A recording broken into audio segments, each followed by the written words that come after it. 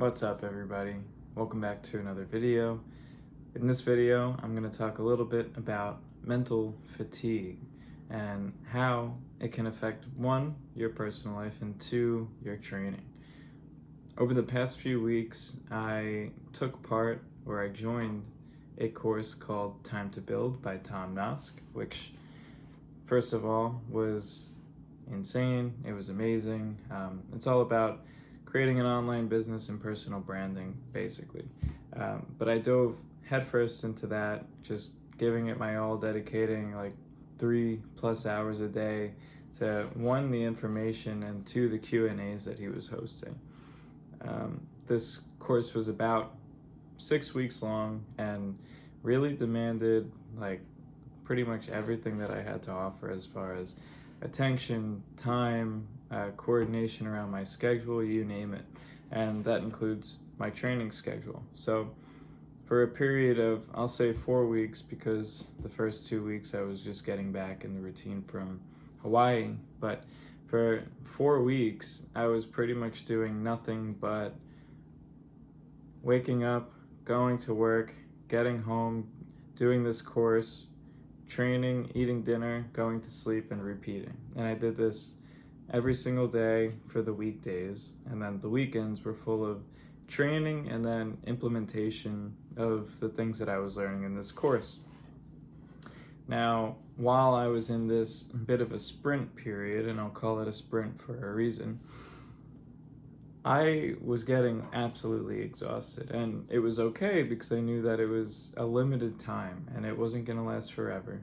But I was thinking today, and I learned this about myself, many times over, and would keep getting reminded of this about myself, but I can push through pretty much anything if I know that there is a finite amount of time associated with it. Even if it's a really long amount of time, I can put myself in a mental state where I can get it done. But that doesn't mean that it doesn't have both a mental and a physiological impact on me as a person. And this is true for not just me, but for you. So this past week, I've just been realizing, this week and last week, but this week specifically, because last week was crazy with work. This week, everything seemed to slow down a bit. And it slowed down enough where I didn't realize why, but I've been absolutely exhausted, like in need of much more sleep than usual, much more recovery from training than usual, way more careful about like what I'm intaking as far as calories and protein and everything else is concerned. And just today, like 4 days into this week, today's Thursday, it dawned on me that period of 4 to 6 weeks where I was in just this intense routine definitely tired me out. And it goes back to how I work best and how I think a lot of people work best if they're paying enough attention to how they operate, where the best way to learn is to fully immerse yourself in a set of information for a period like 4 to 6 weeks where you're fully dug in and you're just learning and implementing and improving. But there is a necessary period of time after that for me that my body needs to recoup. And a lot of people talk about momentum, and you need to carry the momentum, especially when you're leaving like a course like this where your motivation is high, you're wanting to implement everything and incorporate everything into your business. You want to hit the ground running and not give yourself a second to digest everything. And that's the desire. And then what happens is a lot of people fall off, and a lot of people slip back into what they would consider their old patterns, or maybe even worse because now you're tired. But I don't think that this is necessarily a bad thing. I think this is what's required in order to then shoot back up and fully implement what you've learned into your life and into your business. So knowing this about myself and it coinciding almost perfectly with the deload week in my training, which I'm in right now, where I'm still training every day, but it's reduced intensity and reduced volume. I am fully committed to just doing the bare bones of my personal branding, my business, and even work, to be honest. Hopefully nobody from work is watching this. And let myself recoup over this week and then come back strong, whether it's next week or the following week, and then really start to ramp up slowly back into my mental volume, so to speak, if we're going to use training terms, of where I want to set the next standard to be. Because if you look at your mental bandwidth and your physical or mental capabilities in business, and I'm saying business here because that's what this course was about, and you compare it to fitness, as you're trying to improve in your fitness, it's necessary to push the razor's edge for a period of time so that your body can have the necessary stimulus to grow. And that period of time is meant to be exhausting, draining, and at a certain point you kind of want it to end. And then what's required after that is that recovery period where your body can fully soak in and internalize the information that you just learned or the training that you just underwent.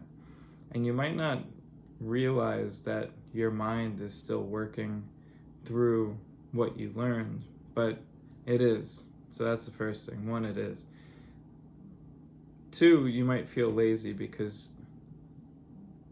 you're forcing a period, or you're forced into a period of rest from a period of high intensity. So the delta between what you're doing and what you just finished doing is great. So it makes doing what you're doing feel even worse. And that's okay. As long as if on the long enough time horizon, you're still aiming upward at your goal, you'll likely surpass that period or that level of effort that you were putting in not that much time now that you've hit that point in your training, in your studying, in your learning, in your business. And you'll likely surpass that until you hit the next razor's edge, where you're then pushing the limit again for a period of time and then needing rest. So, one, this is a reminder to myself to just allow this to be part of the process. I know that this is literally how I work with everything, like from back when I was in school, in college, and different jobs.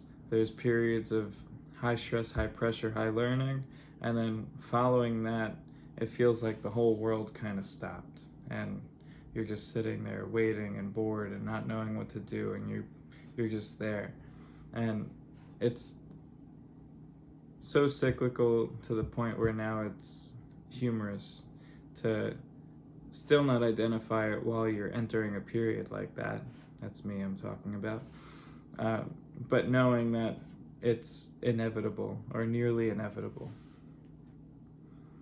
And on top of that, I think that the only way to really reduce that period of time where you are essentially useless and putting a low amount of output out into the world, for lack of better terms, is to fully give in to that rest period and allow yourself the freedom to actually rest, so that one, you're not mentally anguishing on what you're not doing, which is slowing the recovery process, and then that'll then lead you into recovering faster from that effort you just put in and being able to get back on the horse faster. So that's a thought that I have. I'd love to know what you guys think. This is obviously a working theory that I just had while I was showering, coincidentally, after my ride today. So let me know what you think. And if you like this, then please subscribe. And if you didn't like this, then don't subscribe. Thanks.